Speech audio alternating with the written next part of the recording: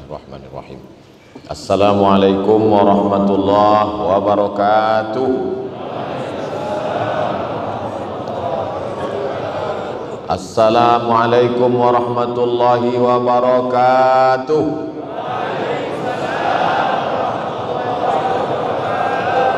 Alhamdulillahi wa kafa, wassalatu wassalamu ala al-habibil mujtaba wa ala alihi wa ashabihi ahli as-sidqi wal wafa. Subhanaka la ilma lana illa ma 'allamtana innaka antal alimul hakim. Rabbi shrah li sadri wa yassir li amri wahlul 'uqdatam min lisani yafqahu qawli. Yang berbahagia Puan Hajah Maryam binti Haji Abdul Aziz, pengiran-pengiran, pehin-pehin, datuk-datuk, datin-datin, muslimin muslimat, insyaallah kita semua dimuliakan Allah Subhanahu wa taala. Idza ammanal imamu fa aminu. Kalau imam mengucapkan amin, maka ikutlah kamu wahai makmum mengucapkan amin. Ghairil maghdubi alaihim waladdallin.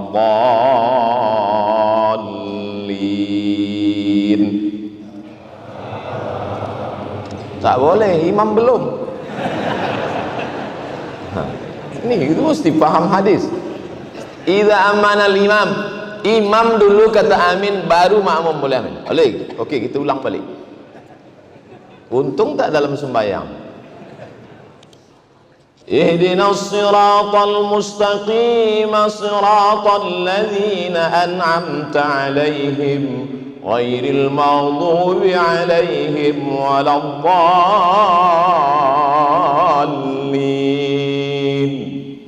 Amin. Itu baru betul. Idza ammanal imam fa amin. Kalau imam sudah mengatakan amin, barulah makmum ikut mengatakan amin. Man wafaqa ta'minahu, siapa yang lafaz amin dia bersesuaian sejalan dengan lafaz amin malaikat, ghufira lahu ma taqaddama min dzambih, maka diampunkan segala dosa-dosa dia yang telah lalu. Itu hanya diperolehi oleh orang yang sholat berjamaah di masjid. Itu rahasia yang pertama. Sekarang banyak makmum ni dua salah dia. Yang pertama, dia tidak ikut imam, dia mendahului imam. Ghairil maghdubi alaihim waladdallin.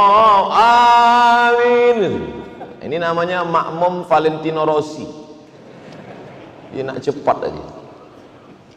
Yang kedua, dia tak ikut bersama makmum lain. Ghairil maghdubi alaihim waladdallin. Amin. Dia diam aja. Amin. Macam belum makan. Manakala selesai sembahyang, kita tanya kawan kita, tadi imam cakap amin, semua jawab amin, awak kenapa diam? Orang dah ramai dah. Oh, tidak begitu. Bukan kerana suara orang sudah amin. Ketika umat Islam mengatakan amin, yang paling dibenci orang kafir adalah mendengarkan lafaz amin. Orang beriman sedemikian ramai mengatakan amin. Panjang alifnya, panjang ya. Amin. Artinya istajib. Ya Allah, kabulkanlah ya Allah. Ihdinas siratal mustaqim, tunjukkan kami jalan yang lurus. Siratal ladzina an'amta 'alaihim, jalan yang pernah kau berikan kepada mereka 4 orang. Minan nabiyyin, nabi-nabi, was-siddiqin, orang yang benar, jujur, amanah, wasyuhada, orang yang mati syahid, was-salihin. Ghairil maghdubi 'alaihim, bukan jalan orang Yahudi, waladdallin, bukan jalan orang Nasrani. Maka seketika itu semua orang berkatakan amin. Bergoncang tiang aras, bangkit kemarahan orang kafir, menang orang beriman. Maka yang selama ini lemah, yang selama ini tak kuat mengatakan amin, selepas ini katakanlah amin. Adapun lafaz yang tak betul, salah. Waladdallin. Amin. Amin. Percayalah. Amin. Percayalah. Amin. Jujur. Maka Nabi Muhammad itu bergelar Amin, jujur. Amin, percayalah. Amin, jujur. Amin, amankanlah. Amin, amankanlah. Yang betul yang keempat, amin, kabulkanlah ya Allah. Kita tak tahu entah dari mulut yang mana doa itu menembus pintu-pintu langit dikabulkan Allah Subhanahu wa taala. Mungkin mulut kita tak dikabulkan Allah sebab banyak makan riba, sebab banyak caci maki, hamun, sumpah serapah, sebab banyak ghibah, menceritakan aib orang lain. Tapi ada dia yang bukan ustaz, yang bukan profesor, yang bukan doktor. Sebab saya baru dapat semalam. Tapi rupanya hati dia bersih, dia selamat daripada riak. Hati dia bersih, tak ada hasad, tak ada dendam, tak ada takbur. Dia manusia biasa, dia tidak popular, dia tak ada account di youtube.com, dia tak ada follower di Instagram, tapi hati dia tulus ikhlas. Mungkin sebab mulut dia itulah doa kita dikabulkan Allah. Dia hanya berkata amin. 1000 orang sholat, yang 99,999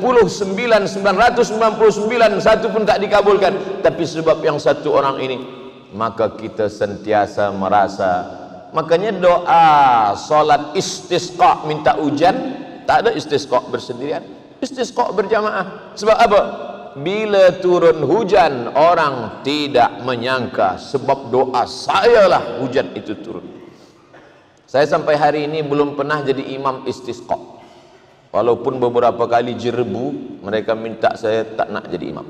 Sebab saya takut bila hujan tak turun, makmum salahkan imam.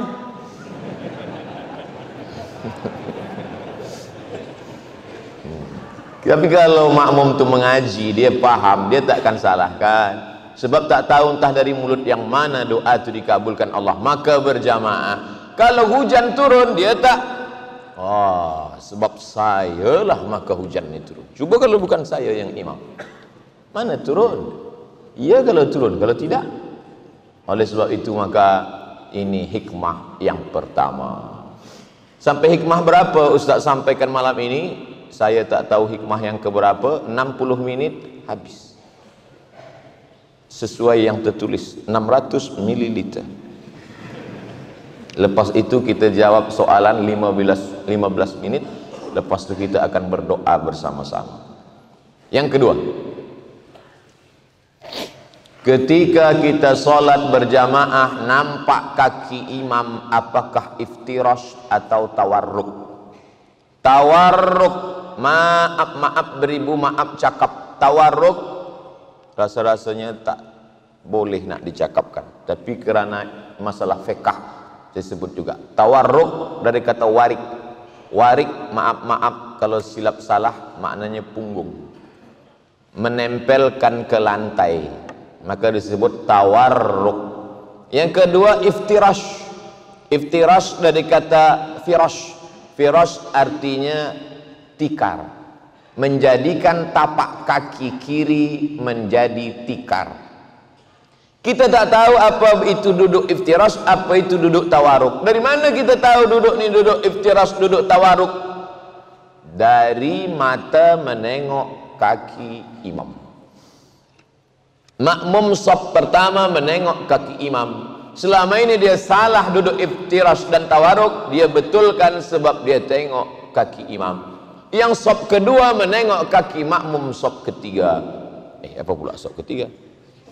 Shaf kedua menengok kaki makmum shaf pertama, shaf ketiga menengok kaki makmum shaf kedua. Begitulah terus menerus. Maknanya apa? Dalam solat berjamaah tidak hanya tentang masalah doa amin, tapi juga belajar gerak-gerak solat. Sebab hadis Nabi hanya bercerita tentang kalimat, tapi bagaimana praktiknya nampak mata. Dari Nabi sembahyang ditengok sahabat, sahabat sembahyang dilihat tabi'in, tabi'in sembahyang dilihat tabi'in, tabi'in salat dilihat tabi'in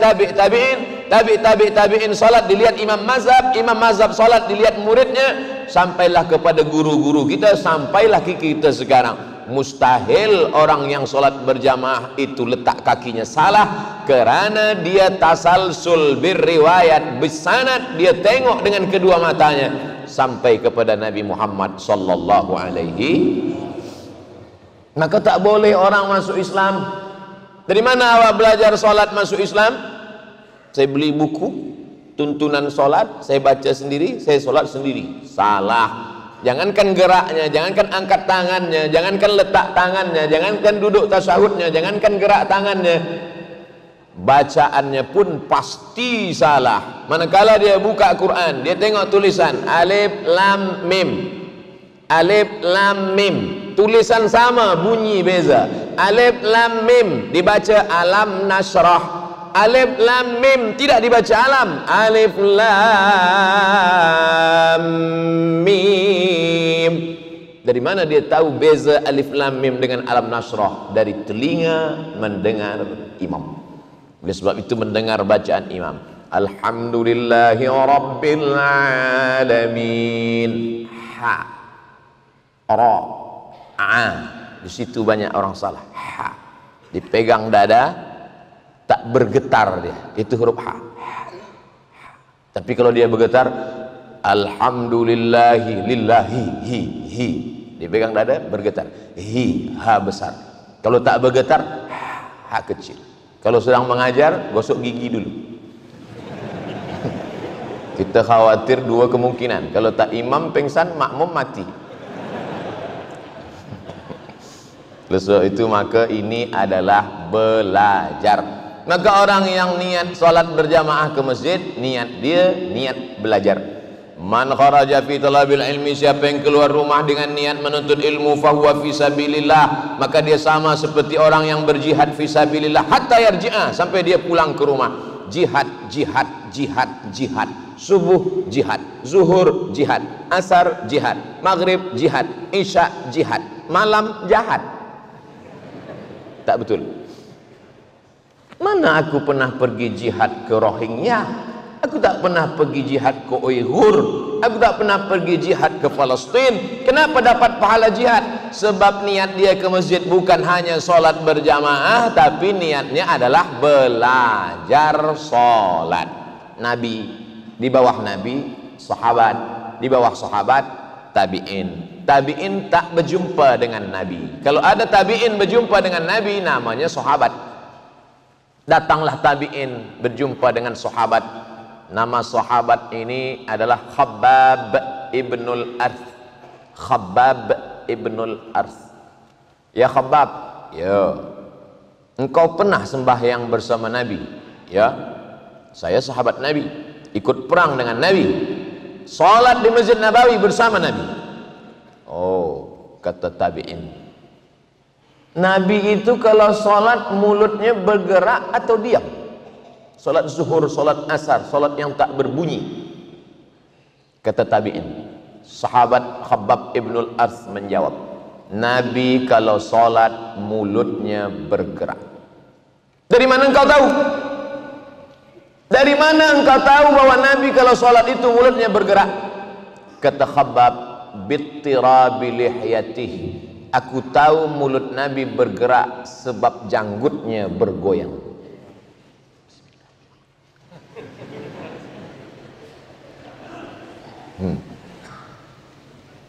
Sebab tidak mungkin janggut bergoyang kecuali ada angin kencang. Tapi rasa-rasanya di Masjid Amirah Hajah Maryam tak mungkin janggut bergoyang sebab tak ada kipas angin. Dari mana sahabat tahu? Sebab dia nampak janggut bergoyang. Janggut bergoyang sebab tulang dagu bergoyang. Tulang dagu bergoyang sebab mulut melafazkan Alhamdulillah. Sekarang banyak orang solat mulutnya diam. Bukan mulut diam, mata menengok lampu pula. Cantiknya. Salah satu yang menjaga kekhusyuan hati adalah dengan melafazkan. Beza antara membaca, dalam bahasa Melayu membaca, tapi dalam bahasa Arab beza antara membaca bergerak mulut dengan tak membaca. Kalau mulut membaca bergerak, salah, namanya qiraah. Tapi kalau baca mulut tak bergerak, mutola'ah.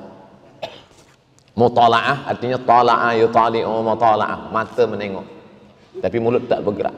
Sekarang banyak orang disuruh qiraah tapi yang dia amalkan mutala'ah. Salat bukan mutala'ah tapi qiraah.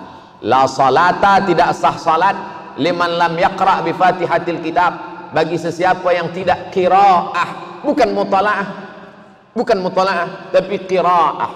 Makanya orang yang qiraah salat zuhur asarnya pasti lama.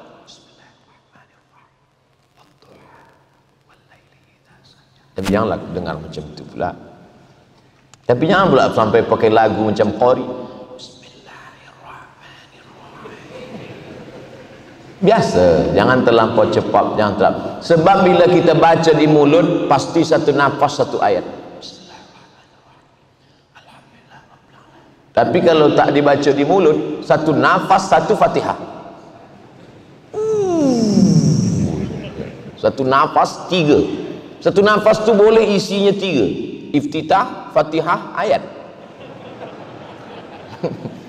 Itu namanya Johan. Oleh sebab itu maka solat ini adalah niatnya untuk belajar kepada imam. Kita tengok bagaimana imam mengangkat tangan. Bagaimana imam mengangkat tangan. Allahu Akbar. Allahu Akbar hatta yuhazi uzunaihi, sampai setentang dengan telinga. Allahu Akbar, setentang telinga. Tapi ada pula hadis mengatakan sampai mangkibaihi, sampai bahu. Betul, sebab Nabi banyak kali salat. Mazhab Syafi'i dia ambil sampai telinga. Saya pun ambil sampai telinga. Allahu Akbar. Tapi ada pula orang sampai sebahu. Saya tak salahkan dia, sebab dia mungkin. Tapi bila kita tahu masyarakat ini mazhab Syafi'i, maka kita pakailah riwayat Imam Syafi'i. Sebab kalau kita pakai riwayat lain, nanti itu akan menimbulkan fitnah. Tak boleh masuk jadi imam di masjid ini tetamu siapapun dia, walaupun jubahnya 3 lapis, walaupun sorbannya sebesar entah sebesar apa, tak boleh, kecuali imam itu yang mempersilakan dia. Ustaz Abdul Somad, sebab engkau dah dapat profesor semalam, majulah. Barulah boleh saya maju ke hadapan. Rupanya Abdul Somad yang dulu belajar mazhab Maliki di Maghribi dari tahun 2004 hingga 2006, balik 2007, maka dia bermazhab pakai Maliki Maghribi, dia pakai. Allahu Akbar. Nak tunjukkan dia beza. Aku bezalah dengan kamu sekalian. Tangan lepas ke bawah. Allahu Akbar. Niat hati dia nak tunjukkan bahawa dia faham mazhab Maliki. Tapi makmum di belakang dah berbisik-bisik. Ini profesor ni nampaknya ISIS ni. Menimbulkan fitnah. Jangan membawa mazhab lain kalau sampai di suatu komuniti yang bermazhab Syafi'i. Kami masyarakat Indonesia amnya bermazhab Syafi'i. Embassy, Indonesian Embassy di Rabat Maghribi, masa salat tarawih kami pun menjemput Profesor Dr. Ahmad Ar-Ruki. Datanglah dia menjadi imam tarawih. Biasanya orang Maghribi ini kalau baca ayat dia baca qiraat warsh, dan tiada pakai basmalah, tak ada bismillah. Dalam mazhab Maliki tak pakai bismillah. Alhamdulillahi rabbil alamin arrahmanir rahim maliki yaumiddin. Mimnya pendek. Kalau ada hamzah di atas waw tak dia baca. Alladzina yuqimuna as-shalah alladzina yu'minuna bil ghaib. Biasa bila dia jadi imam bersama orang Maghribi dia pakai qiraat warsh, dan bila dia menjadi imam dia pakai mazhab Syafi'i. Tapi malam itu di Indonesian Embassy dia jadi imam. Allahu Akbar. Bismillahirrahmanirrahim. Alhamdulillahi rabbil alamin. Selepas salat tarawih kami tanya, Syekh, kenapa pakai mazhab Syafi'i? Dia senyum, sebab kamu semuanya bermazhab Syafi'i. Aku tak ingin berbeza dengan kamu. Kamu penuntut ilmu faham, tapi orang yang lain ini tak faham, khawatir menimbulkan fitnah. Hari ini datang orang, dia pakai mazhab yang dia pelajari kerana ingin menunjukkan dia beza. Aku beza dengan yang lain. Oh, du'atul fitan, dakwah dai-dai yang membawa kepada fitnah. Saya sebelum bagi tazkirah ke Brunei Darussalam, first time, pertama kali datang, dibagi tahu Ustaz Abdul Somad, kita di Brunei Darussalam berpegang kepada akidah Asy'ari Ahlus Sunnah wal Jamaah dalam masalah tauhid, dalam masalah fiqh kita bermazhab Syafi'i, dan dalam masalah tasawuf kita Sunni, Junaid Al-Baghdadi dan Abu Hamid Al-Ghazali. Maka jangan keluar daripada ini.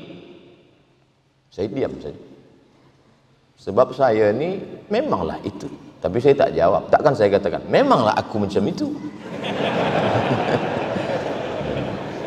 Sebab itu mesti dijaga. Kerajaan mesti menjaga itu.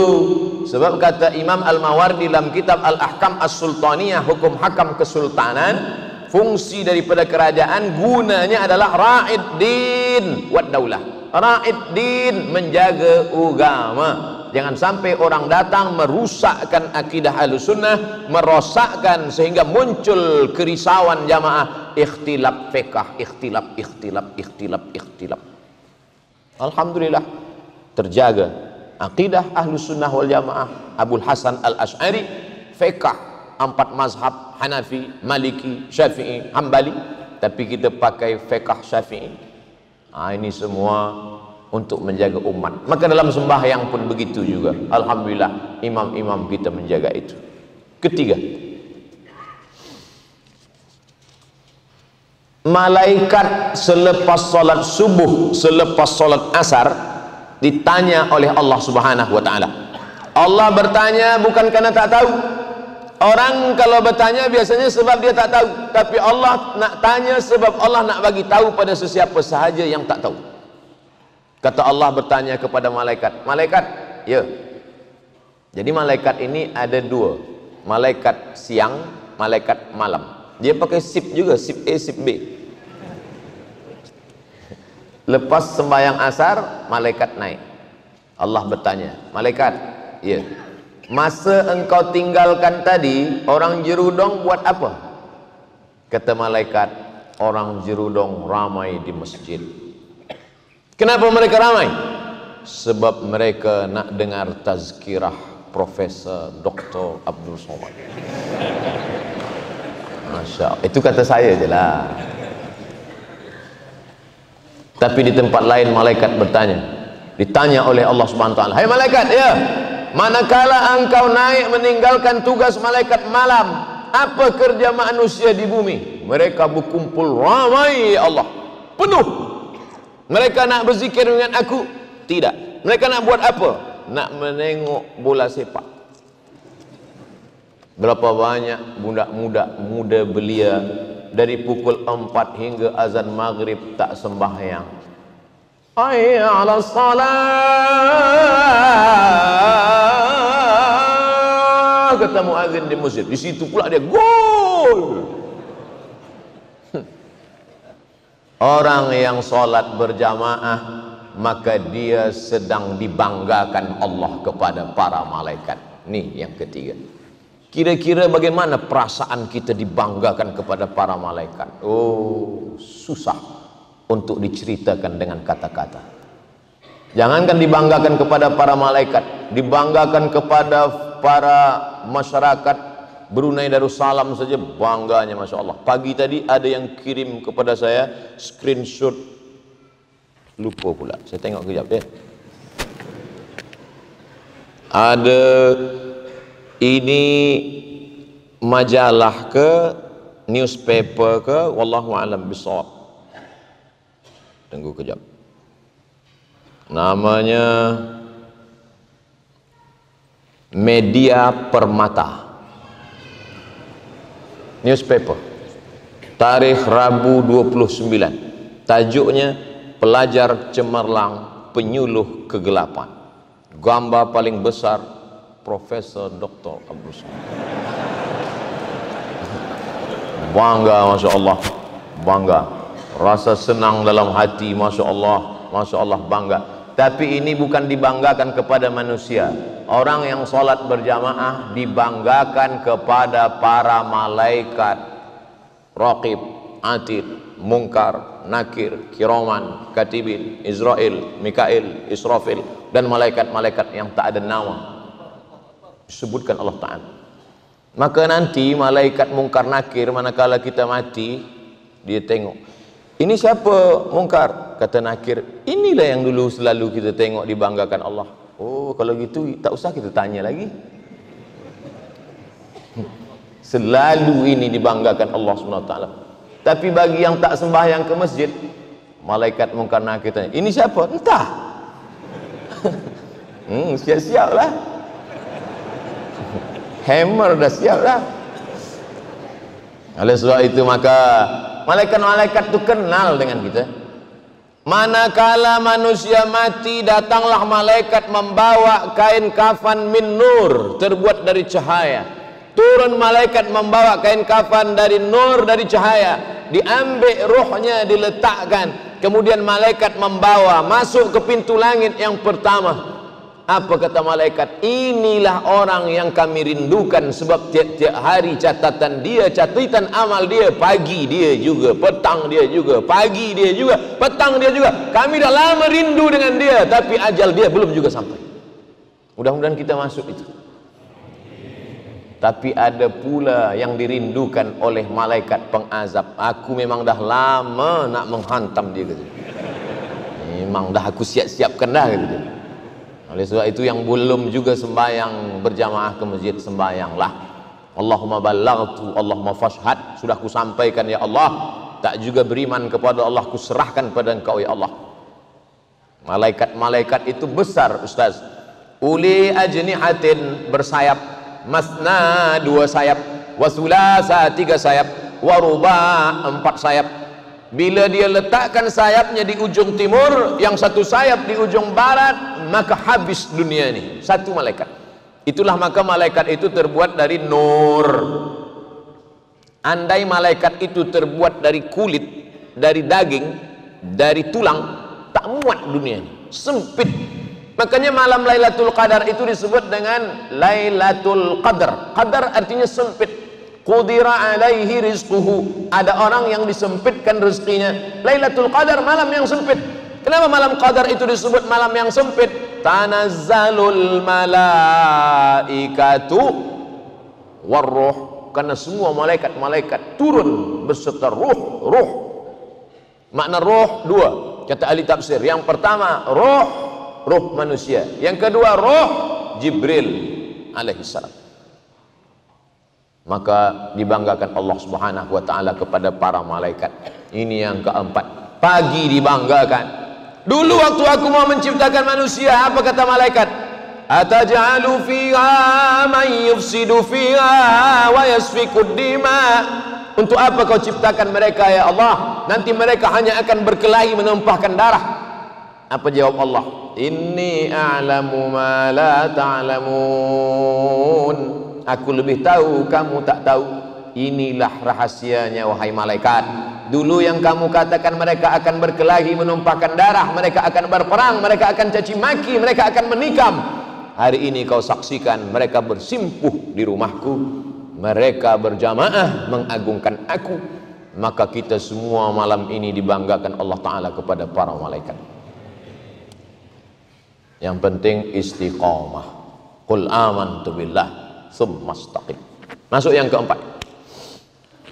Assalamualaikum warahmatullahi. Assalamualaikum warahmatullahi. Kita biasa bersalaman.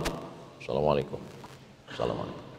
Kalau sebelum sembahyang tadi dia tiada bersalaman, tadi sebelum sembahyang sebab lambat dia masuk ke dalam shop, tak sempat tengok kiri kanan, Allahu Akbar.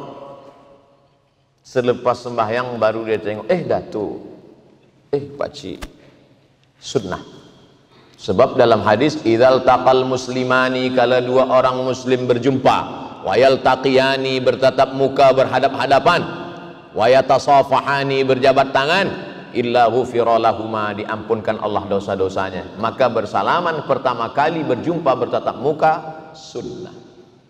Tapi kalau sudah bersalaman sebelum sembahyang jumpa di pintu sudah bersalaman, selepas sembahyang dia salam lagi, mubah.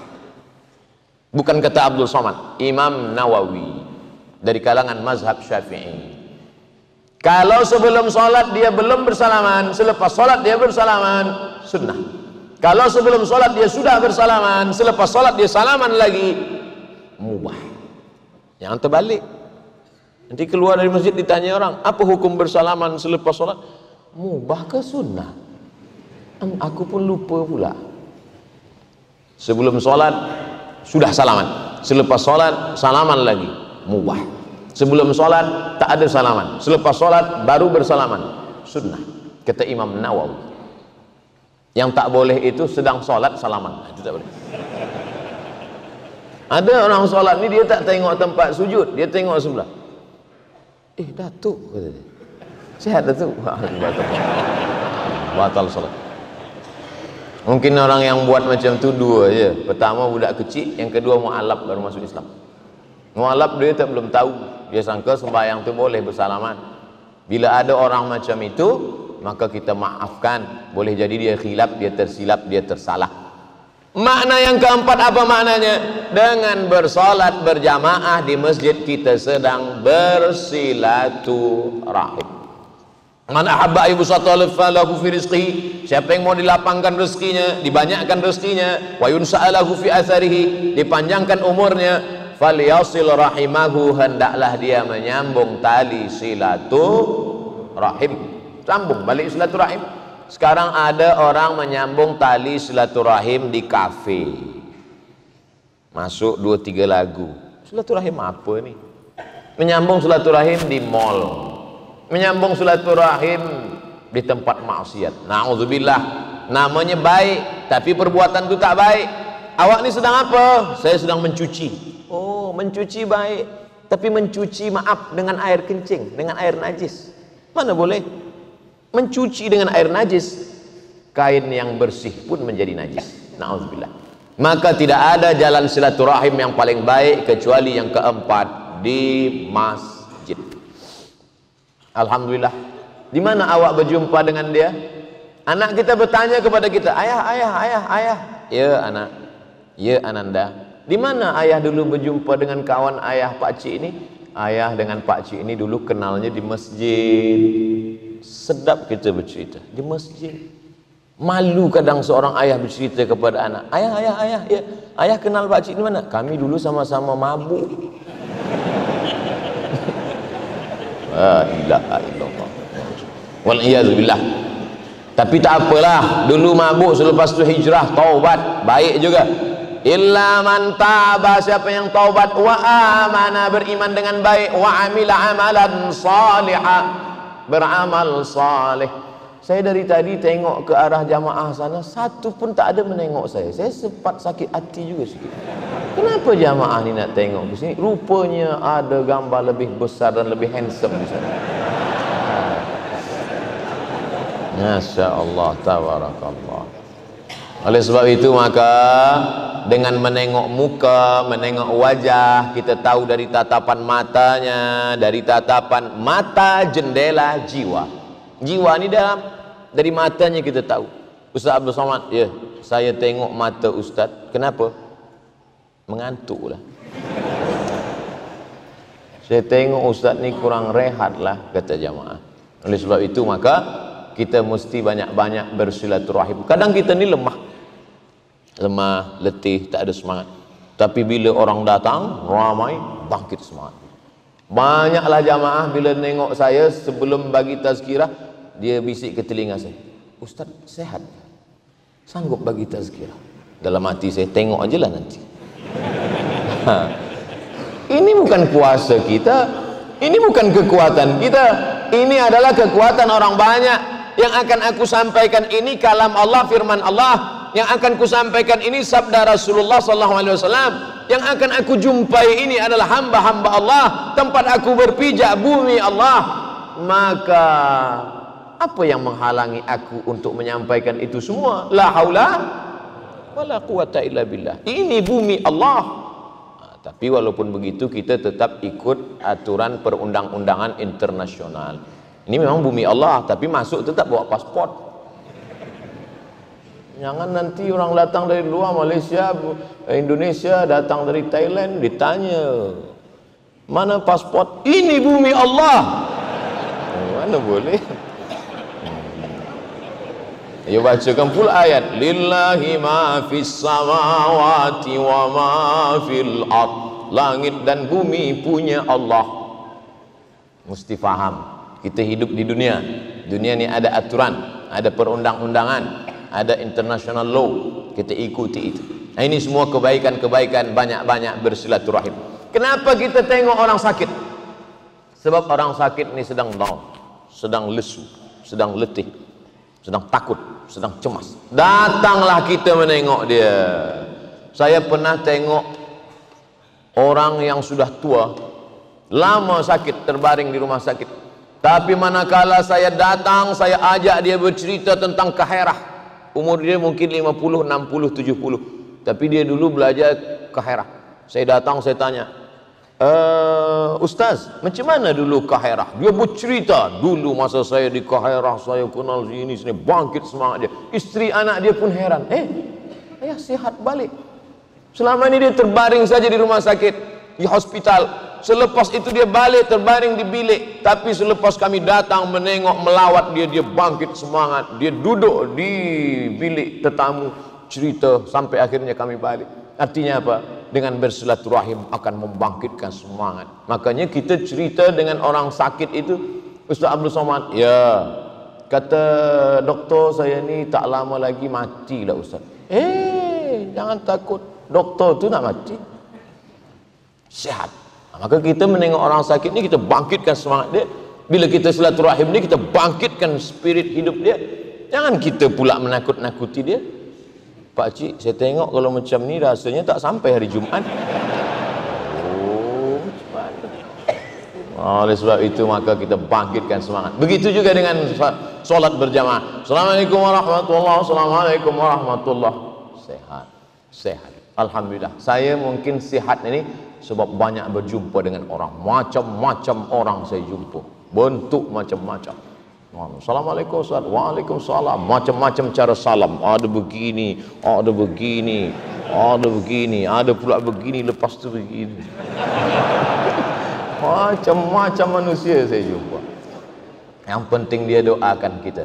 Saling mendoakan. Ustaz Abdul Somad, doakan saya ya. Doakan juga saya. Doa bin doa. Kita tak tahu entah dari mulut yang mana doa ini mengguncang tiang aras, menembus pintu-pintu langit. Ustaz Abdul Somad, doakan saya. Ustaz Abdul menangis, dia meleleh air mata. Ustaz Abdul Somad, bila nanti engkau masuk ke dalam surga, kau tak tengok aku, cari aku di neraka ya. Awak kenapa yakin betul masuk neraka? Kita mesti yakin masuk surga. Semua umat Muhammad SAW pasti masuk surga. Tak perlu diaminkan. Sebab bukan doa. Nabi berkata, man qala la ilaha illallah Muhammadur Rasulullah dakhalal jannah. Adapun tuan-puan yang mengaminkan tadi, dia mengaminkan ingin supaya diri dia masuk surga, terus saja masuk surga. Semua jamaah masjid Jerudong masuk ke dalam surga. Tiba-tiba dia tengok, mana kawan aku dulu? Kenapa dia tak datang? Dia pesawat dia tak direct, transit. Lama pula tu. Makanya kita minta waqina adzabannar. Maka banyak-banyak jalin silaturahim. Silaturahim melapangkan hati, silaturahim memurahkan rezeki, silaturahim memanjangkan umur. Mana boleh umur bertambah Ustaz? Idza jaa ajaluhum, kalau ajal sudah sampai, la yastakhiruna sa'atan wa la yastaqdimun. Kalau ajal sudah sampai tak boleh ditambah, tak boleh. Tapi tengok ayat lain, yamhullahu ma yasha wa yuthbit. Allah kuasa untuk menghapus, untuk menulis. Wa indahu ummul kitab, karena lauhil mahfuz punya Allah. Innama amruhu idza arada syai'an ayaqul lahu kun. Dua jawaban Syekh Muhammad Mutawalli Sya'rawi tentang umur boleh bertambah dengan silaturahim. Bolehkah silaturahim ini menambah umur? Kata Syekh Muhammad Mutawalli Sya'rawi, dua jawaban dalam kitab Al-Fatawa Al-Kubra. Yang pertama, umur boleh bertambah karena punya Allah. Yang kedua, umur tak bertambah. Yang sudah ditetapkan di Lauhul Mahfuz 50, tetap mati 50. Silaturahim pun tetap 50. Apanya yang bertambah? Barokah. Barokahnya bertambah. Kita ingin nih hidup nih barokah. Ada orang rezekinya banyak tapi tak barokah. Ada orang sikit tapi barokah. Tuan-tuan nak mana? Rezeki banyak barokah atau sikit tak barokah? Kita nak banyak barokah pula. Makanya manakala kita berdoa salamatan fid din wa afiatan fil jasad wa barakatan rizqi, umur ada barakah. Makanya kalau ada anak yang nikah kita doakan barakah. Barakallahu lakuma wa baraka alaikuma wa jama'a bainakuma fi khair.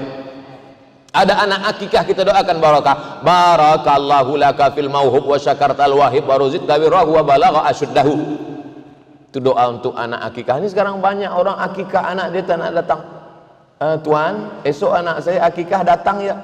Saya tak boleh makan kambing lah. Saya ni jangankan makan kambing, baru tengok kambing dah naik kolesterol. Apa ni? Datang, jangan makan. Bacakan doa saja. Barakallahu laka fil mauhub wa syakartal wahib wa ruzqta birrahu wa balagha asyuddahu rabbana hab lana minas shalihin. Saya tak hafal doanya Pak Ustaz. Tak usah bunyikan. Baca pakai doa bahasa Melayu. Ya Allah, jadikan dia anak yang soleh, penghafal Quran. Awak doa apa tadi? Adalah rahasia saya dengan Allah lah. Sebab bila dia tahu, oh awak tak hafaz doa. Doa pakai bahasa kita sahaja. 5. Oh lama lagi. 20 minit lagi. Yang kelima adalah selepas kita bersalam, lalu kemudian astaghfirullah, astaghfirullah, astaghfirullah. Agak panjang. Astaghfirullahalazim. Lebih panjang. Astaghfirullahalazim alladzi la ilaha illa huwal hayyul qayyum wa atubu ilaih. Lebih panjang lagi. Allahumma anta rabbi la ilaha illa anta khalaqtani wa ana 'abduka wa ana 'abdika wa 'abdika wa sa'tu'aduka min syarri ma sana'tu abu laka bi ni'matika 'alayya wa abu bi dhanbi faghfir li fa innahu la yaghfiru dzunuba illa anta. Kalau dibaca subuh, mati siang, tak ada jarak antara dia dengan surga kecuali kematian. Dibaca petang, asar atau lepas maghrib atau lepas isya, mati dia malam, tak ada jarak antara dia dengan surga kecuali kematian. Oleh sebab itu kita amalkan. Man lazimal istighfar, siapa yang melazimkan istighfar, ja'alallahu lahu min kulli dhiqin makhraja, setiap kesempitan hidupnya diberikan Allah kelapangan. Wa min kulli hammin faraja, setiap kesusahannya akan diberikan kemudahan. Wa razaqahu min haitsu la yahtasib, diberikan jalan rezeki dari yang tidak disangka-sangka. Kadang bila kita tak sembahyang di masjid, sembahyang sendiri nak cepat saja. Assalamualaikum warahmatullahi wabarakatuh. Assalamualaikum warahmatullahi wabarakatuh. Macam ayam nampak beras. Tapi bila di masjid kita berhenti, astagfirullah, astagfirullah, astagfirullah, astagfirullahalazim, astagfirullahalazim alladzi. Kawan-kawan pun heran. Awak biasa kalau sembahyang sendiri lepas main pergi. Tadi kenapa lama? Saya tak boleh keluar lah. Macam parking. Tak boleh keluar cepat. Oleh sebab itu apa maknanya? Maka dengan berjamaah doa kita, istighfar kita. Allahumma antas salam wa minkas salam wa ilaika ya'udus salam fahayyina rabbana bis salam wa adkhilna al jannata daras salam tabarakta rabbana wa ta'ala ya dzal jalali wal ikram ilahana anta maulana subhanallah. Imam baca pelan, makmum pasti ikut pelan. Subhanallah, subhanallah, subhanallah, subhanallah, subhanallah. Makmum pasti ikut pelan. Coba kalau sembahyang sendiri. Semua. Ham. Kata malaikat, aku nak tulis apa ni? Tapi kalau kita berjamaah, imam pelan, subhanallah. Tapi janganlah pula pelan betul. Ada juga setengah imam ni, subhanallah walhamdulillah, 3 tahun baru selesai. Subhanallah, subhanallah, subhanallah, subhanallah, subhanallah bihamdihi daiman qa'iman abadan. Alhamdulillah, alhamdulillah rabbil alamin ala kulli halin wa fi kulli halin wa ni'matin. Allahu akbar, Allahu akbar, Allahu akbar. Ala bidzikrillahi tatma'innul qulub. Kadang waktu subuh dia pakai pula tahlil. Afdalul dzikri fa'lam annahu la ilaha illallah. La ilaha illallah. Menguatkan hati kita. Inna lillahi malaikatan. Ada malaikat-malaikat. Malaikat ini tak ada nama. Bukan Mikael, bukan Israfil, bukan Israel, bukan Munkar, bukan Nakir, bukan Malik, bukan Ridwan, bukan Raqib, bukan Atid, bukan Kiraman, bukan Katibin. Siapa nama dia? Tak ada nama. Inna lillahi malaikatan. Ada malaikat-malaikat. Yatufuna 'alal ard. Malaikat ini berkeliling di atas muka bumi. Mereka mencari majlis zikir. Manakala mereka melihat ada majlis zikir, malaikat itu memanggil malaikat yang lain. Apa kata mereka? Halummu, halummu, come here.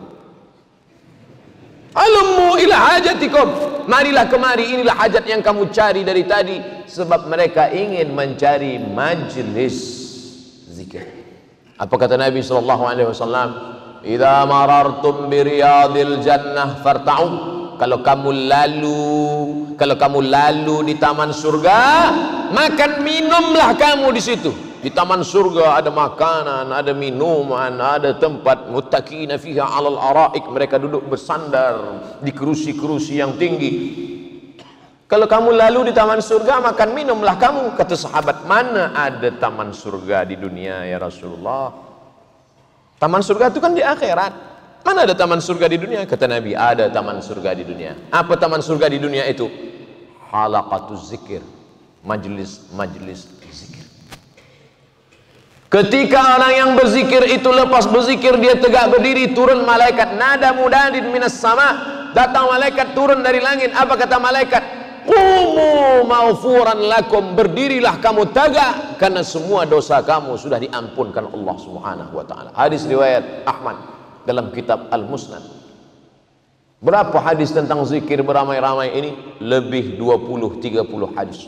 Disusun oleh Imam Al-Hafiz Jalaluddin Abdurrahman As-Suyuti. Nama kitabnya lupa pula. Natijatul Fikri fil Jahri Bidzikri. Nama kitabnya Natijatul Fikri fil Jahri Bidzikri. Tentang hadis-hadis zikir jahat bersama-sama. Sekarang banyak orang tak nak berzikir. Dia zikir nak senyap-senyap. Apa zikir senyap-senyap? Sahabat Nabi sampai mendengar zikir di luar. Nama sahabat Nabi Abdullah bin Abbas. Abdullah bin Abbas, kata Abdullah bin Abbas, kunna fi ahdin Nabi sallallahu alaihi wasallam. Kami pada masa Nabi Masjid Nabawi sudah selesai. Dari mana engkau tahu wahai Abdullah bin Abbas? Masa itu dia masih budak-budak kecil lagi, dia di luar. Aku tahu solat sudah selesai kerana aku mendengar suara takbir di dalam masjid. Dia di dalam Masjid Nabawi. Masa itu belum ada mikrofon lagi. Cuba kita tes macam mana bunyi takbir kalau tak pakai mikrofon. Allahu Akbar, Allahu Akbar, Allahu Akbar. Begitulah bunyi mereka bertakbir. Bukan pelan-pelan, tapi saya tetap tak salahkan juga bila ada orang berzikir pelan. Mungkin dia sedang tak sedap hati. Yang pula dia, ini kawan ni berzikir pelan, kita kuat, kita nak ejek dia. Allahu Akbar. Mungkin dia nak pelan, kita kuat. Allahu Akbar, Allahu Akbar. Kata Syekh Abdul Wahab As-Sa'rani, berzikir itu sampai bergoncang dari ujung rambut sampai ke ujung kaki. La ilaha illallah, la ilaha illallah. Zikir kuat, mengusir hantu setan, semua lari mendengar zikir. Makanya azan itu kuat. Allahu Akbar, Allahu Akbar. Lari setan-setan. Wa alaihi duratun, wa alaiha duratun. Durat, maaf, durat artinya kentut. Kalau berbunyi durat, kalau tak berbunyi fusak. Itu hebatnya bahasa Arab. Berbunyi tak berbunyi pun ada. Tapi tak ada bahasa Arab berbau tak berbau, tak ada. Hebat bahasa Arab. Saya tengok-tengok dalam bahasa Indonesia, bahasa Melayu sama je, nak berbunyi tak berbunyi sama. Wa alaihi duratun, manakala takbir berkumandang, setan lari sampai dia lari terkentut-kentut. Begitulah hebatnya. Maka kita pun kuat. Maka kalau ada orang mengatakan berzikir dengan Allah itu pelan, ini ayatnya. Wadhkur rabbaka fi nafsika, berzikirlah engkau menyebut nama Allah dalam dirimu, fi nafsika, dalam dirimu, jangan kuat-kuat, tak boleh kuat-kuat. Ayat ini dijelaskan oleh Imam As-Suyuti dalam kitab Al-Hawi lil Fatawi. Apa kata Imam Suyuti? 3 jawaban. Yang pertama, baca ayat sebelumnya. Wa idza quri'al Qur'an fastami'u lahu wa ansitu. Kalau ada orang baca Quran, dengar baik-baik, diam. La'allakum turhamun, mudah-mudahan kamu dapat rahmat. Selepas itu baru baca ayatnya. Wa'kur rabbaka fi nafsika, sebutlah nama Tuhanmu dalam dirimu, diam-diam. Makna 2 ayat ini, kalau ada orang baca Quran, kita tak boleh zikir kuatku. Itu kata Imam Suyuti. Ada qari baca Quran, a'udzubillahi minasyaitonirrajim, tiba-tiba ada orang la ilaha illallah, mana boleh. Itu maknanya. Kalau tak ada orang baca Quran, boleh zikir kuat. 2, zikir kuat itu untuk menghalau hantu setan.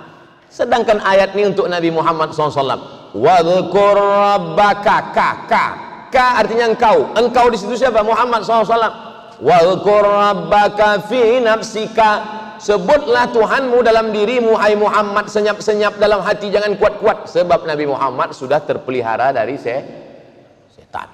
Nabi Muhammad terpelihara dari setan. Umar bin Khattab, masalaka Umar fajjan qatu illa salaka syaitanu fajjan ghaira fajjika. Kalau Umar lalu di suatu jalan, maka setan akan lalu di jalan lain, karena setan takut lalu di jalan Umar. Umar bin Khattab kalau dia lalu di jalan ini, setan akan cari ring road. Bukan macam kita bersama-sama dengan setan. Maka menghalau setan itu dengan zikir yang kuat. Yang ketiga, bahwa ayat ini turunnya di Makkah. Ayat yang turun di Makkah sebelum hijrah, Makkiyah. Ayat yang turun selepas hijrah, Madaniyah. Ayat yang turun Makkiyah maknanya tak boleh zikir kuat di Makkah. Sebab kalau zikir kuat di Makkah ditangkap Abu Jahal, Abu Lahab, Abu Sufyan dan Abu lainnya. Di Brunei Darussalam kalau kita zikir kuat, ada Abu Lahab datang? Tak ada. Itulah dalil-dalilnya kenapa selepas sembahyang subhanallah, alhamdulillah, Allahu akbar 5. Keenam, qad ujibat da'watukuma, doa kamu berdua dikabulkan Allah. Doa kamu berdua dikabulkan Allah. Siapa yang berdoa? Siapa yang mengaminkan? Yang berdoa Nabi Musa alaihi salam, yang mengaminkan Nabi Harun. Ya Allah, tolonglah kami akan menghadap Fir'aun. Amin, kata Harun. Itulah mengapa imam berdoa, makmum mengaminkan. Allahumma inna nas'aluka salamatan fid din. Amin. Wa afiatan fil jasad. Amin. Wa ziyadatan fil ilmi. Amin. Wa barakatan fil rizqi. Amin. Sekarang banyak orang selepas sembahyang dia tak berdoa lagi. Assalamualaikum warahmatullahi wabarakatuh. Apa kenapa tak berdoa? Doa yang lama pun belum kabul, Ustaz. Kita tak tahu sembahyang kita yang lama-lama dulu pun kita tak tahu entah diterima Allah entah tidak. Kenapa kita tetap sembahyang hingga malam ini? Begitu kata Umar bin Khattab. Aku tak tahu doaku ini diterima Allah atau tidak, tapi aku tetap berdoa kerana doa adalah ibadah. Doa mukhul ibadah. Doa itu otaknya ibadah. Beza kita dengan haiwan otak ini. Maka otak daripada ibadah kita ini adalah doa. Orang yang tak berdoa ini sombong. Nabi Muhammad SAW malam Jumat 17 Ramadan tahun 2 Hijrah esok akan menghadapi pasukan Abu Sufyan. Dia angkat tangannya ke atas, dia angkat tangannya ke atas sampai surban. Biasanya orang kalau surban dia ditengkuk, jatuh surban dia, biasanya dia ambil surban ke atas. Tapi Nabi SAW malam itu berdoa sampai subuh, surban dia jatuh, dia tak peduli. Datang Abu Bakar Siddiq menaikkan sorban ke tengkuk Nabi. Apa kata Abu Bakar? Hasbuka ya Rasulullah, cukuplah ini ya Rasulullah, engkau pasti ditolong Allah, doa engkau dikabulkan Allah, mengapa engkau berdoa juga lagi?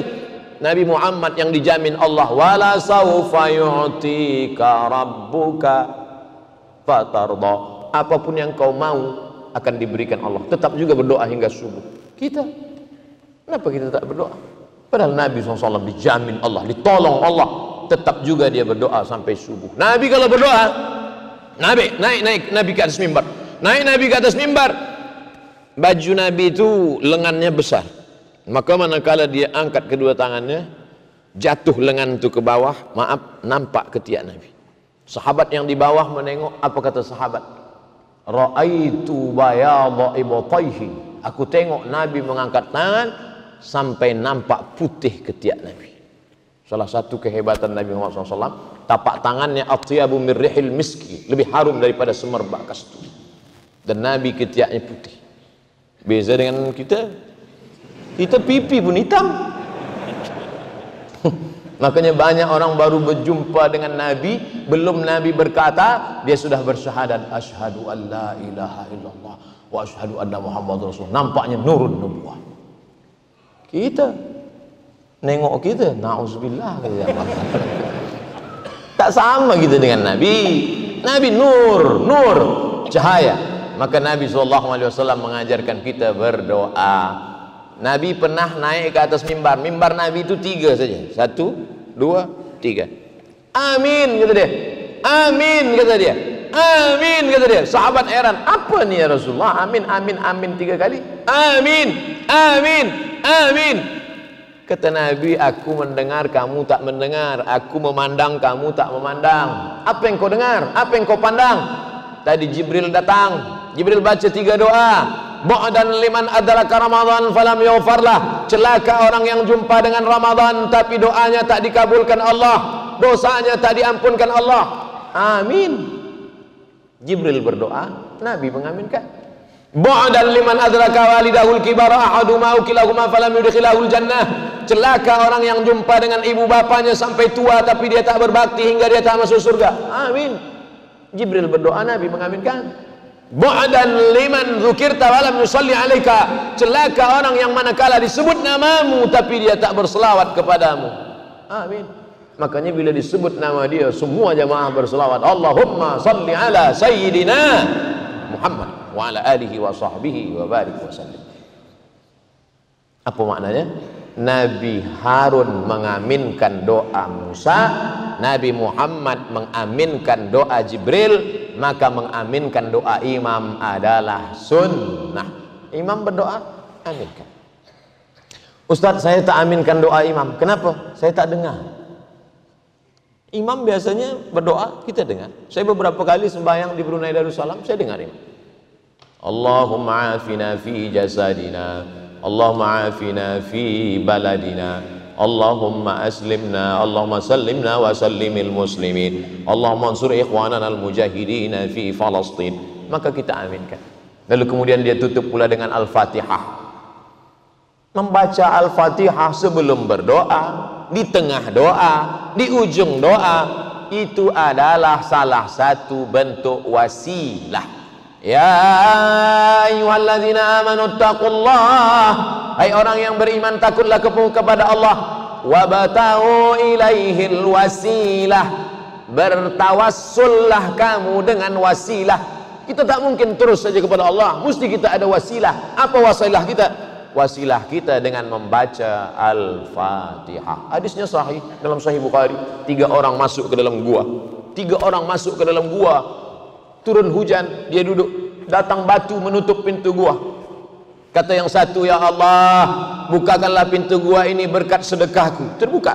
Yang satu lagi, ya Allah, bukakan pintu gua ini karena aku pernah berbakti kepada ayah dan bundaku, terbuka. Ya Allah, bukakanlah pintu gua ini sebab aku pernah, maaf, diajak berzina tapi aku tolak, terbuka. Itulah dalil boleh bertawassul dengan amal soleh. Maka kita bertawassul dengan membaca Al-Fatihah, bagian dari tawassul.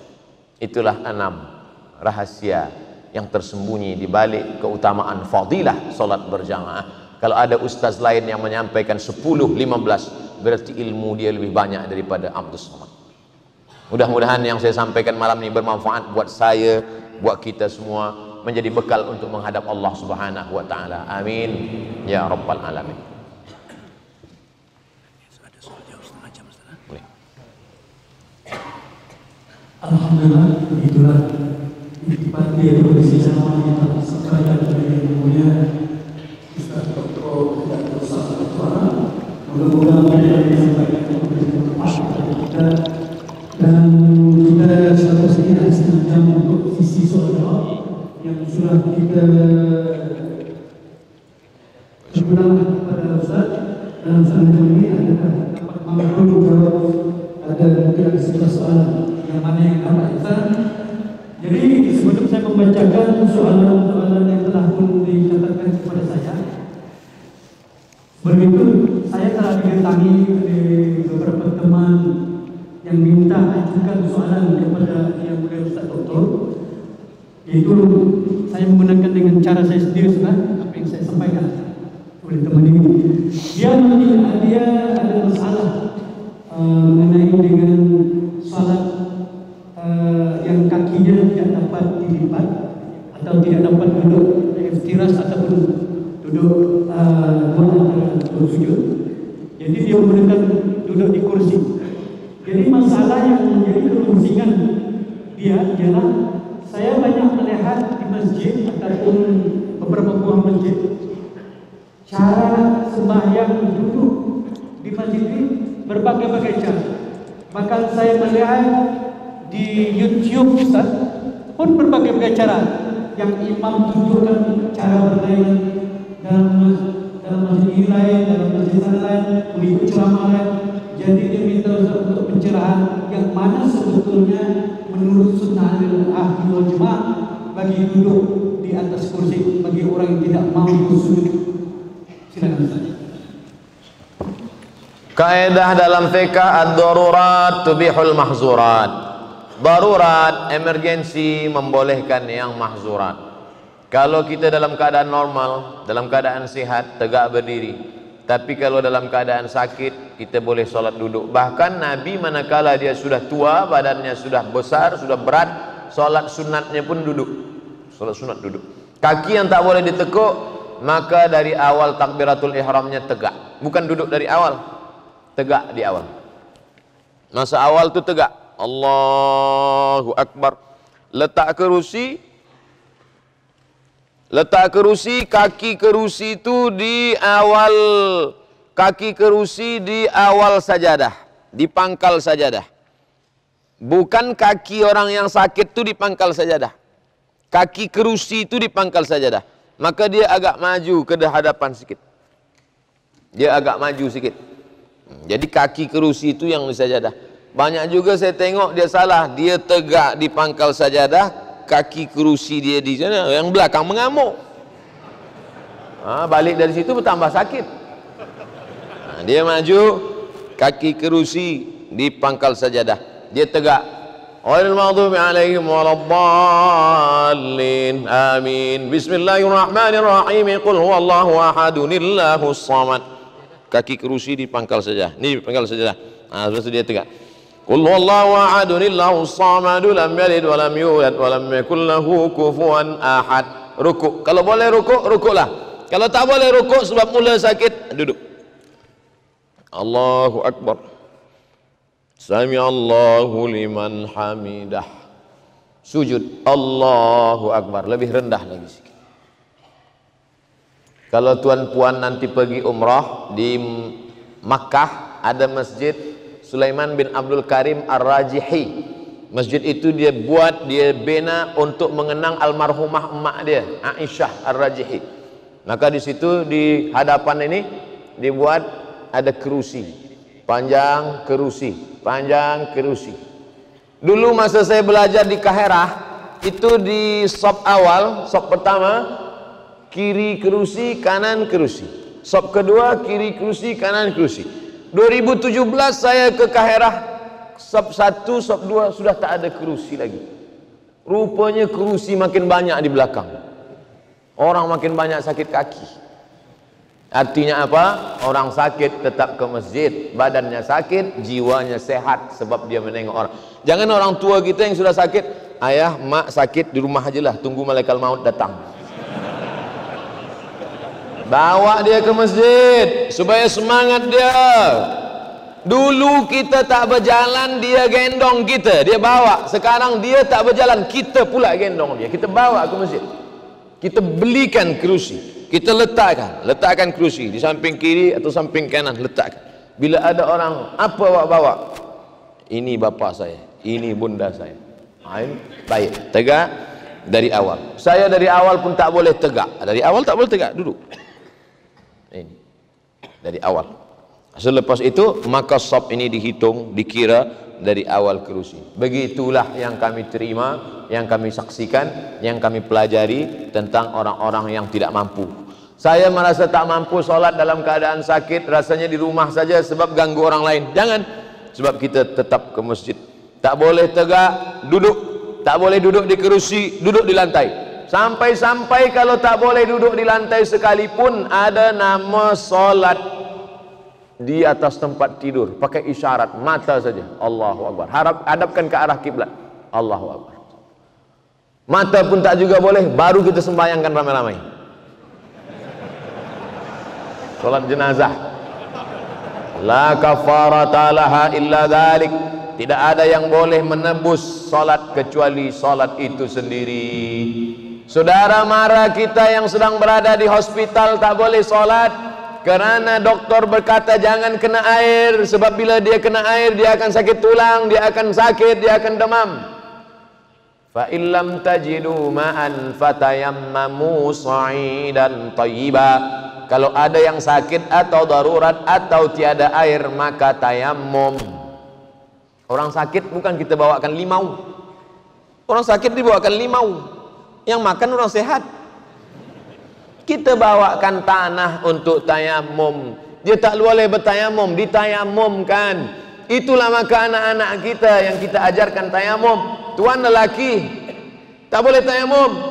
Takkan isteri mentayamumkan? Dalam mazhab Syafi'i batal. Siapa yang mentayamumkan? Kita lelaki. Anak kita mentayamumkan. Ayah ini tayamum, dia pukulkan, disapukan ke muka, pukulkan ke tangan, buka cincin, buka jam sampai ke siku, pukulkan, tepukkan, hembus ke wajah sekali saja, pukulkan lagi, hembuskan ke tangan, debu 3, 1, 2, 3, ini bagian bawah hingga ke siku, buka sampai bawah, ini bawa sampai ke siku, sekali saja, satu sembahyang, satu tayamum. Tidak ada alasan meninggalkan salat walau apapun.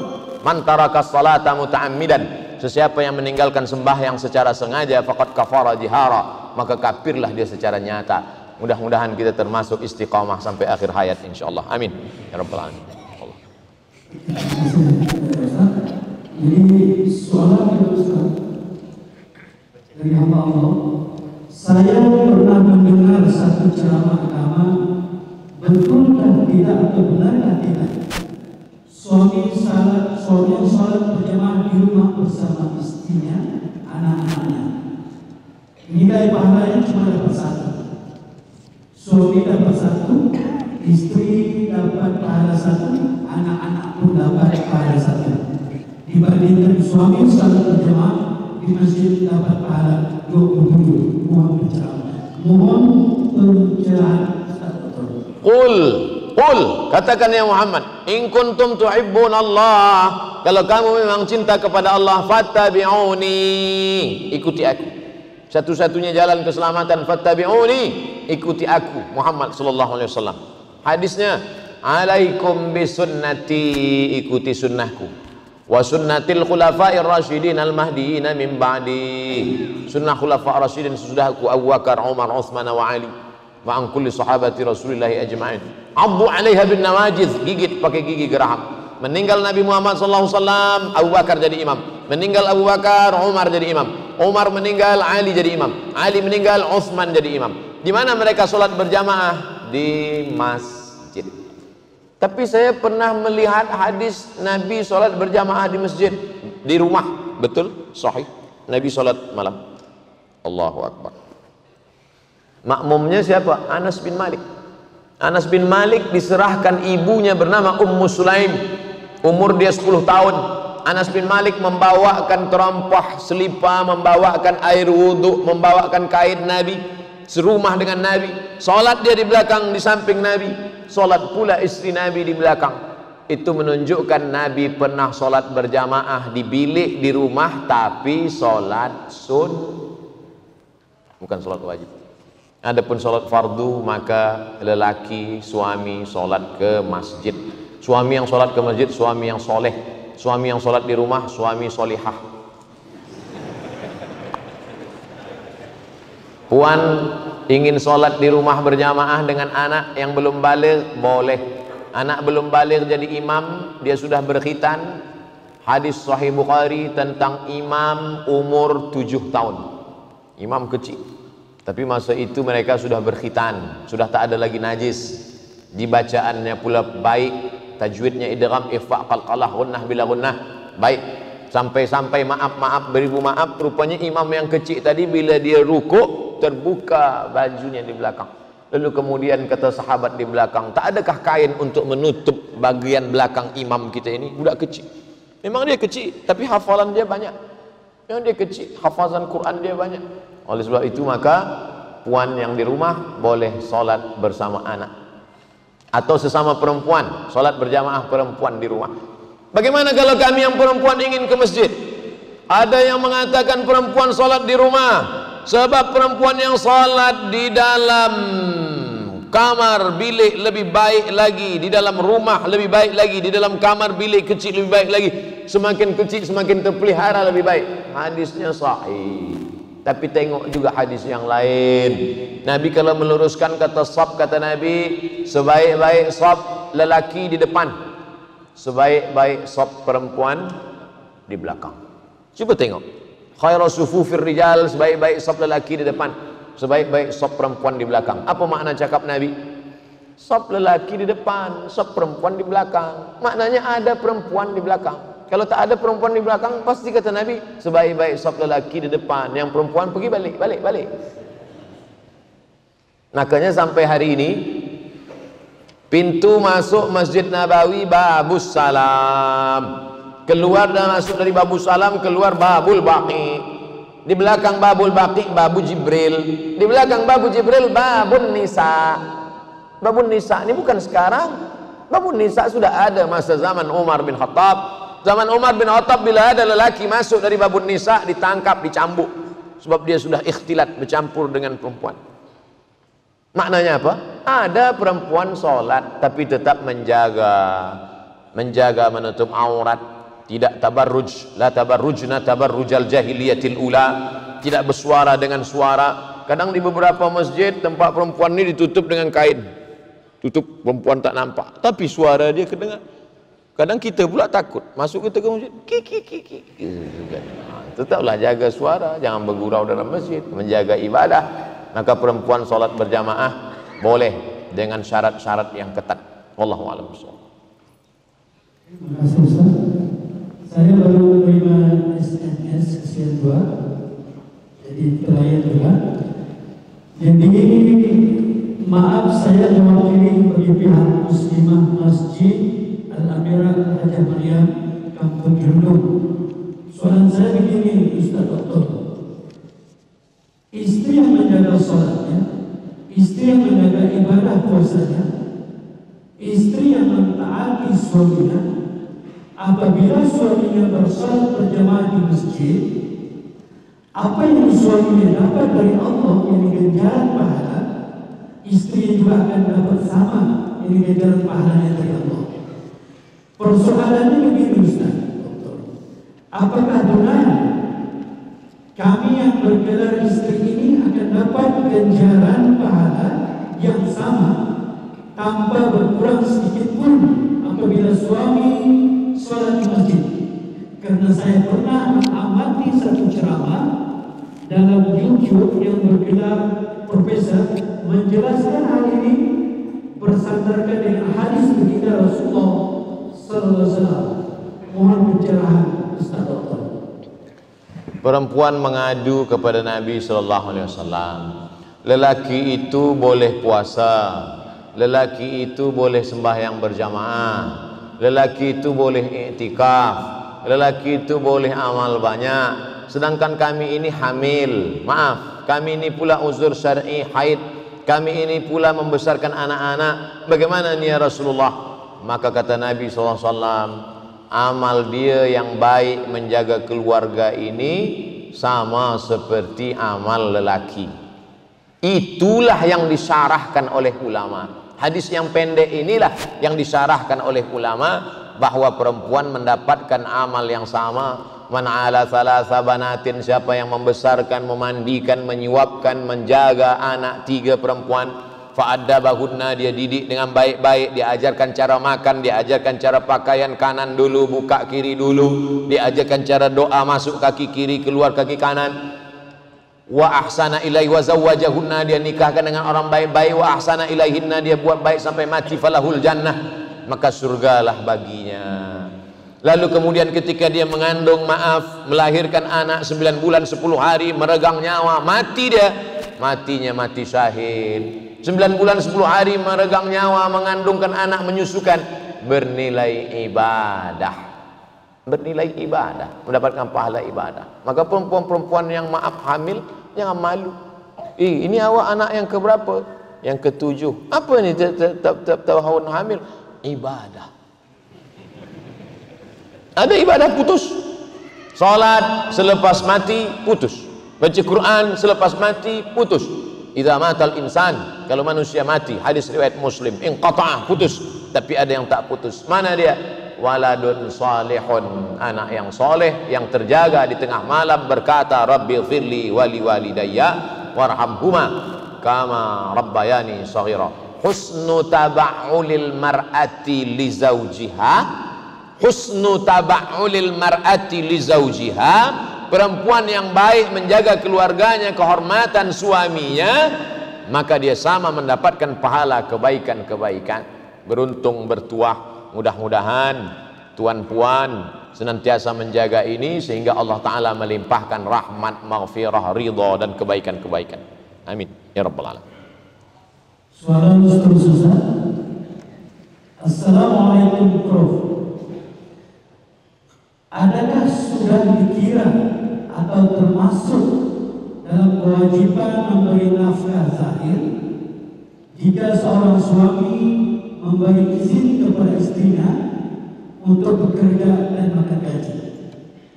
Di samping itu, suami tadi juga telah memberikan sebuah kereta kepada istrinya dengan cara bayaran ansuran yang hutang dalam tempoh masa dan dengan kadar bayaran yang tertentu. A'udzubillahi minasyaitonir rajim. Wa qarna fi buyutikunna, itu hukum asal perempuan. Wa qarna fi buyutikunna, wahai perempuan, kamu mesti menetap di rumah, tak boleh keluar rumah. La yaqluwanna rajulun ma'a imra'atin illa ma'adhi mahramin, kalau perempuan keluar rumah tak boleh berdua-dua. La tusafiranna ma'a imra'atun illa ma'adhi mahramin, kalaupun dia keluar rumah tak boleh keluar rumah kecuali dengan mahram. Kalau dia keluar rumah, la yakhluwanna rajulun ma'a imra'atin illa ma'adhi mahramin, tak boleh dia keluar kemudian dia ke suatu tempat berdua-dua, tak ada orang lain kecuali dengan mahram. Ini semua untuk menjaga martabat, harkat, kehormatan, kemuliaan perempuan. Karena Islam ini datang menjaga akal, menjaga diri, menjaga kehormatan, hifzul mal, hifzul aql, hifzul arad, hifzul nafs, ini semua menjaga, termasuklah menjaga perempuan. Bolehkah perempuan bekerja? Dijawab oleh Syekh Atiyah Saqar dalam kitab Fatwa Al-Azhar, Fatwa Al-Azhar. Hadis pertama, ada seorang perempuan namanya Asma binti Abi Bakar. Asma mencari makanan unta, makanan kambing. dia junjung di atas kepala dia rumput-rumput untuk makanan. Keluar rumah, Nabi SAW melihat. Manakala Nabi melihat, Nabi membawakannya dan mengantarnya balik ke rumah. Nabi tidak melarang. Itulah dalil perempuan boleh bekerja, beraktiviti, karena Asma tadi tak dilarang Nabi. Seandainya Nabi melarang, kata Nabi, hai Asma, engkau sudah, maka perbuatan itu haram. Tapi kerana aman, tidak ada lelaki yang jahat, perbuatannya pula mencari makanan untuk ternak, hewan, maka perbuatan itu boleh. Dari situlah ulama mengambil dalil perempuan boleh beraktiviti di luar rumah, bekerja dengan syarat-syarat yang ketat supaya tidak terjadi perbuatan-perbuatan maksiat yang dilarang Allah Subhanahu wa taala. Dua, pada masa pemerintahan Sayyidina Ali, Umar bin Khattab, maka di Suqul Islam di Madinah itu ada Suqul Yahudi, punya orang Yahudi, ada Suqul Islam, pasar yang dibuat oleh Nabi Muhammad SAW. Ada wilayah hisbah, polis wilayah hisbah yang khas menengok siapa yang mencampur sukatan timbangan, siapa yang curang dalam sukatan timbangan. Karena Nabi sendiri datang ke pasar untuk memeriksa. Kata Nabi, mahadha ya sahibat ta'am, hei penjual makanan, kenapa makanan di dalam ini basah? Asabahul matar, kena hujan ya Rasulullah. Wailul lil mutaffifin, celaka orang yang memainkan sukatan timbangan. Idza talu anan nas yastawfun, kalau dia menimbang, dia membeli, dia minta penuh. Tapi kalau dia yang menimbang, dia menyukat, dia curang. Man ghasyana falaysa minna, siapa yang curang bukan golongan kami, bukan golongan Nabi Muhammad sallallahu alaihi wasallam. Maka yang menjadi pengetua polis wilayah hisbah masa itu namanya Ummu Syifa. Ummu Syifa itu lelaki apa perempuan? Ummu Syifa, takkan Ummu Syifa berkumis? Ummu Syifa perempuan.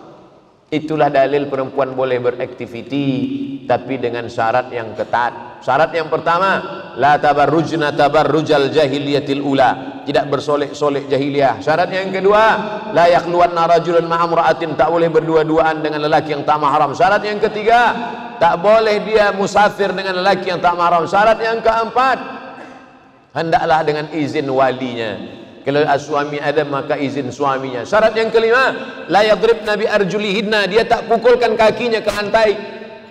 Perempuan tak boleh memukulkan kakinya kuat ke lantai, sementara di kaki itu dipasangnya gelang kaki, sehingga kalau dia berjalan kerincing, kerincing, kerincing, kerincing, membuat lelaki memandang, keluar biji mata lelaki menengok gelang kaki. Ini semua adalah Islam datang untuk menjaga manusia. Islam bukan cuma berzikir, Islam bukan cuma salat, tapi Islam menjaga kehormatan, kemuliaan perempuan. Puan-puan bersyukur kepada Allah dengan banyak berselawat, Allahumma salli ala Sayyidina Muhammad wa ala ali Sayyidina Muhammad, karena dialah yang sudah mengangkat kemuliaan, kehormatan, kemuliaan perempuan. Wallahu a'lam. Alhamdulillah. Jadi mungkin ini soal yang terakhir, Ustaz. Baik. Yang lainnya tidak sempat mungkin. Jadi bagaimana pula kedudukan perempuan yang belum bersuami? Adakah lebih afdal salat di rumah atau di masjid? Tentang perempuan salat di rumah atau di masjid, kalau tidak menimbulkan fitnah, hukum dia boleh di masjid, jaiz, mubah. Tapi kalau menimbulkan fitnah, elok dia salat di rumah. Menimbulkan fitnah, perempuan elok salat di rumah. Tapi kalau dari maghrib ke isya ada tazkirah, ada soal jawab, lelaki ramai, perempuan pula ramai, maka elok dia datang ke masjid. Atau di university, perempuan ramai, lelaki pun ramai, ada tazkirah, maka elok. Tapi kalau di suatu kawasan tempat sunyi, lelaki pula hanya beberapa orang, dia pula bersendirian berdua, maka elok dia di rumah. Adapun lelaki, maka lelaki bukan perkara mubah, tapi lelaki, Nabi SAW selepas salat, Nabi memandang ke belakang, Nabi tanya, asyahidun fulan, mana si fulan, asyahidun fulan, mana si fulan, kenapa dia tak datang salat berjamaah? Layan tahiyanna, mereka yang tak datang salat berjamaah berhenti, jangan ulang lagi. Kalau tetap mereka tetap tidak datang salat berjamaah, la uharriqanna alaihim buyutahum, aku akan bakar rumah mereka, kata Nabi SAW. Lalu kemudian turun pula ayat, Nabi menjadi imam pada perang namanya salat khauf. Salat khauf, Nabi tetap menjadi imam. Pada saat perang, genteng, nyawa di ujung tanduk, datang musuh mau membunuh, memanah, menombak, maka tetap ada salat namanya salat khauf. Salat khauf disusun 2 barisan. Pertama imam maju ke hadapan, saf pertama salat, saf kedua menjaga dengan tombak, dengan pedang, dengan panah. Selepas itu salam, saf yang kedua maju ke hadapan, saf yang di hadapan mundur ke belakang, maka bergantian. Nabi imam jadi imam 2 kali. Itu menunjukkan pada perang sekalipun tetap salat berjamaah, apalagi dalam keadaan aman dan damai. Mudah-mudahan kita istiqamah salat berjamaah insyaallah. Amin ya rabbal alamin. Terima kasih Ustaz. Jadi mohon maaf bagi yang mengantar soal-soal yang dapat diungkapkan karena masih berat. Jadi untuk menutup acara kita mempersilakan yang mulia Ustaz Dr. bersama untuk membacakan doa ambil berkah pada majlis pada malam ini. Ala hadhihi an-niyyah wa kulli niyatin salihah. Al-Fatihah.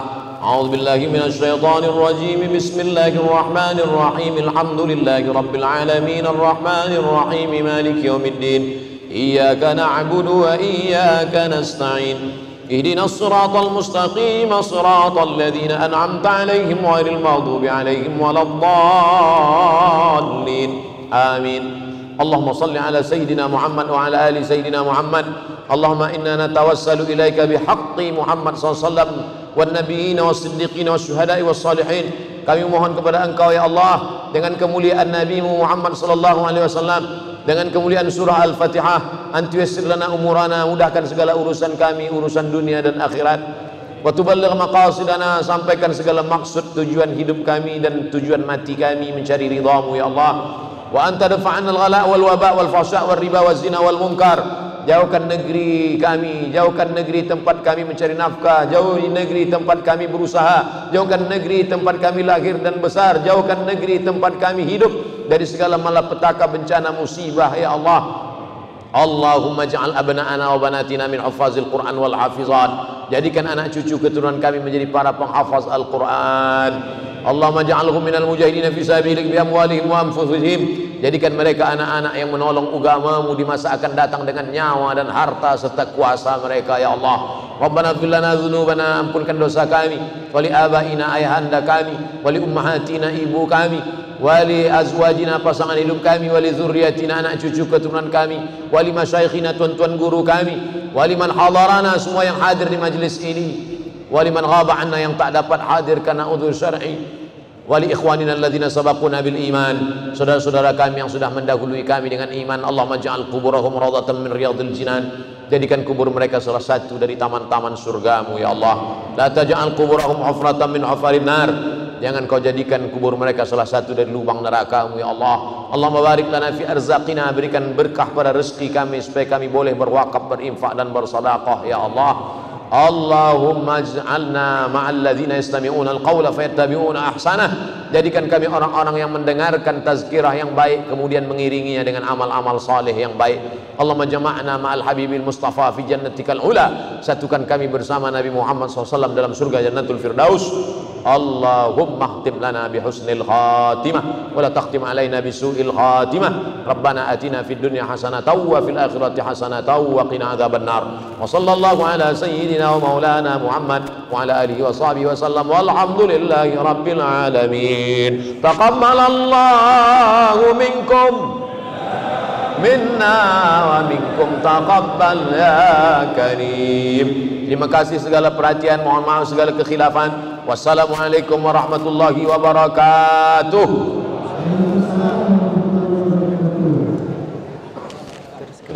Ya.